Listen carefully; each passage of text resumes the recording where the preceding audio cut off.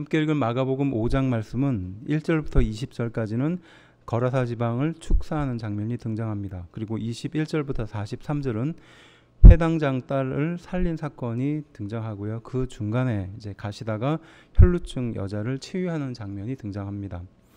1절은 먼저 풍랑을 잠잠하게 하시고 도착한 곳이라고 말하는데 여기는 거라사인 지방이죠. 마태복음 8장 28절은 가다라 지방이라고 말하고 있습니다. 이 두 지역이 일치하지 않는 것에 대해서는 여러 의견들이 있지만 마태가 지명을 좀 더 포괄적으로 사용해서 이 거라사인 지방을 사용하지 않고 가다라 지방을 사용하지 않았는가라고 볼 수 있습니다.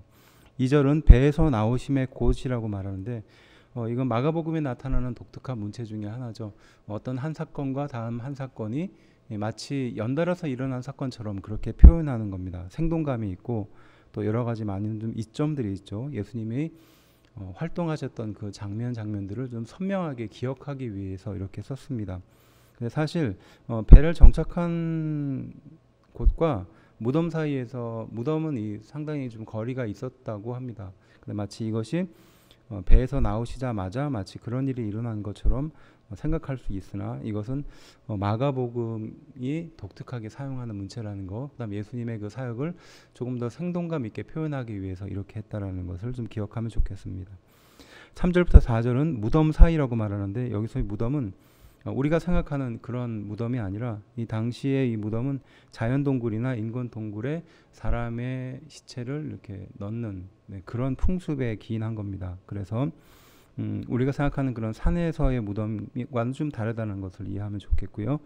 그다음에 쇠사슬로 묶여졌다라고 하는데 이건 그 귀신 들린 사람이 얼마나 힘이 센지 또 흉포함이 너무 커서 제어하지 못하는 상태다라는 것을 보여주는 말이고요.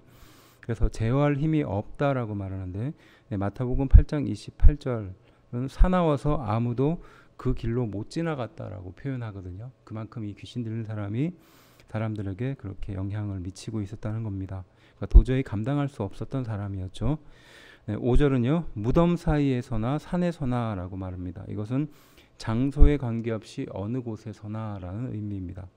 7절은요. 자기의 상태를 방해받지 않으려는 사단의 행동으로 볼 수 있어요. 무슨 상관이 있습니까? 라고 말하는 것은 날 좀 가만히 내버려 두라라는 당시의 관용적인 표현으로 볼 수 있습니다. 9절은요. 이름을 묻는 것은 상대의 정체를 일깨우고 또 그 상대를 굴복시키기 위한 예수님의 방법이었죠. 그리고 군대라는 말은 군단을 뜻하는 말입니다. 당시 로마 군단은 6,000명 정도 되는 그 숫자로 이루어졌다고 합니다. 그만큼 이 귀신이 많았다라는 것이죠. 11절은요. 돼지 떼에 들어갔다라고 하는데 돼지 당시의 유대인들은 돼지를 키우지 않았죠. 부정한 짐승이었습니다. 그래서 이것을 볼 때 이방인이 소유했었고 또 이방인이 키웠던 돼지로 볼 수 있습니다. 17절은요. 떠나시기를 간구했다라고 하는데 이것은 당시 사람들이 심리적인 공포와 더불어 또 돼지 떼에게 들어가서 죽게 됐으니까 경제적인 손실을 입게 될까봐 두려워서 그렇게 떠나기를 간구했던 것이죠. 19절은요. 허락하지 않은 것은 다른 이유가 있다라고 말하는데 여기서는 다른 사명이 있다라는 것으로 이해하면 좋을 것 같습니다. 그래서 귀신 들렸던 사람이 이제 다시 예수님을 따르겠다라고 말했을 때 돌려보내도록 했었던 그 이유에 대해서 하는 이야기죠. 그다음 20절은요. 데가볼리라고 말하는데 요단강 동편에 위치했습니다. 그리고 21절은요. 다시 저편이라는 것은 가버나움으로 볼 수 있습니다. 22절은요. 회당장이라고 말하는데 당시 회당장은 그 유대인들이 모이는 회당을 관리하고 안내하거나 예배에 대한 제반 업무들을 담당했던 사람입니다. 거기다가 회당장이니까 당시 사회적으로 굉장히 높은 위치에 있었다는 것. 그렇지만 그러한 회당장이 예수님 발 앞에 엎드린 것은 상대적으로 상대방을 위한 존경의 표시로 볼 수 있습니다. 23절은요. 많이 간구했다라고 말하는 것.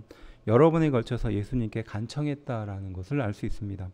그리고 내 어린 딸이라고 말하는데 여기서 딸에 대한 강한 애정과 사랑을 표현한 말들이 이 짧은 문장에 들어가 있습니다.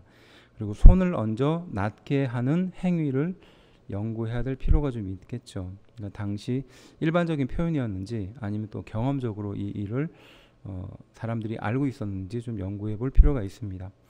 25절은요. 12회를 혈루증으로라고 말하는데 이 12이라는 것이 성경에서 차지하고 있는 그 숫자의 의미가 있거든요. 그래서 이런 면에 있어서 12회를 혈루증으로 앓았다 여인이라는 것은 실제로 12회를 혈루증으로 앓았느냐, 뭐 이게 정말로 중요한 거냐 이렇게 생각할 수는 있습니다. 하지만 이 12회라는 것이 당시 사람들에게 그 받아들여졌을 때는 고칠 수 없을 정도로 완전히 악화된 상태를 12이라는 숫자로 표현했거든요. 그렇게 이해하면 좋을 것 같고요.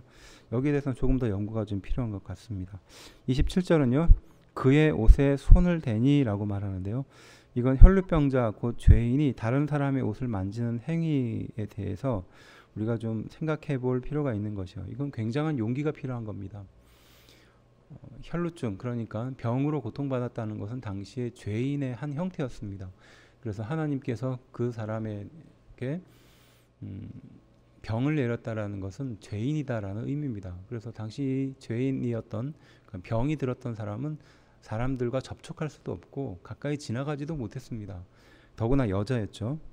그러니까 그렇게 본다면 이러한 죄인으로 사람들에게 취급받았던 한 여인이 다른 사람, 특별히 성인 남자의 옷을 만진다는 것은 굉장히 큰 위험을 감수하지 않고는 할 수 없는 일이었죠.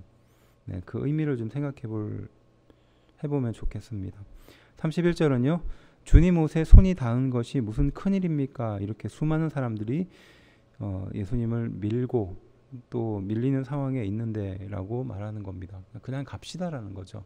그러니까 예수님께서 누가 나의 옷자락을 만져서 내 능력이 나갔다라고 말씀하시니까 그것을 지켜보고 있었던 함께 동행했던 제자들이 지금 이렇게 사람이 많아서 이렇게 밀리고 또 이렇게 사람들 속에 둘러싸여 있는데 지금 그게 그렇게 중요한 것이냐라고 묻는 것이죠. 31절은요.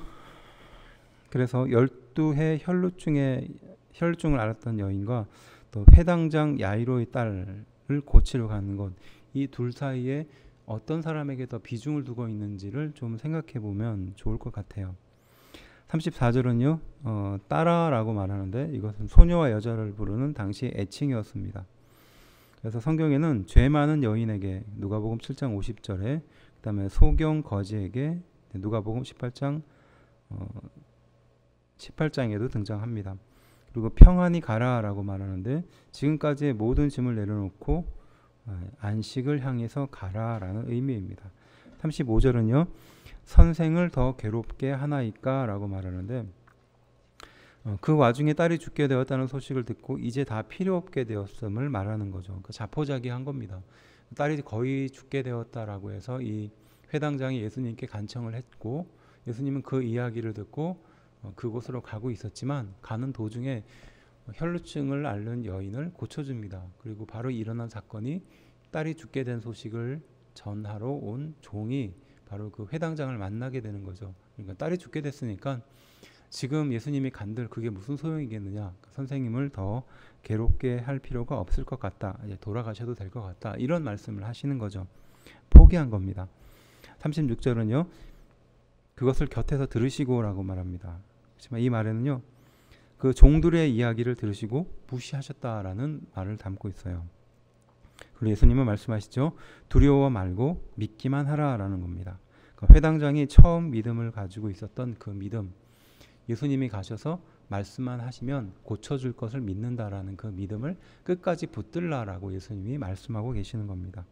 그리고 39절에 이 아이가 죽은 것이 아니라 잔다라고 말하는 거죠. 이건 집안 식구들의 절망과 통곡 중에 하셨던 말씀입니다. 당연히 아이가 죽었으니까 집안 식구들은 초상집이죠. 네, 바로 그때 예수님이 잔다라고 말했던 겁니다.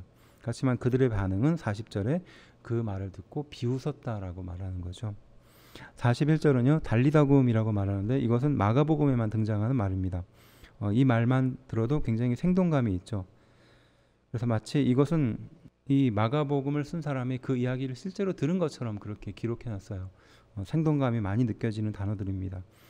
실제로는 베드로의 증언을 들은 마가가 기록했던 것입니다. 42절은요. 나이 12살이라고 말하는데 그러니까 예수님께 나음을 입었던 그 어린아이가 12살이라는 거죠. 12살. 네, 앞서도 말을 했듯이 12해를 혈루증으로 앓았던 그 여인을 말하는 거죠. 12살도 그런 의미로 연결해서 볼 수 있는 구절입니다. 이것 또한 연구가 좀 필요할 내용이에요. 43절은요. 거라사 귀신 들린 사람에게 친척들에게 고하라고 하신 말씀과는 반대로 아무도 알지 못하게 하라고 하신 이유가 무엇인가라는 겁니다. 예수님을 모함하는 자들을 자극하지 않기 위해서, 그래서 예수님이 실제로 메시아로 이 세상에 오시고 십자가에 달려 돌아가시는 그 때를 이루기 전까지 그들이 오해하지 않도록 하기 위해서, 또 소요로 인하여 예수님의 사역을 완수하지 못하게 될까 봐 예수님은 그렇게 경고하셨던 것으로 볼 수 있습니다.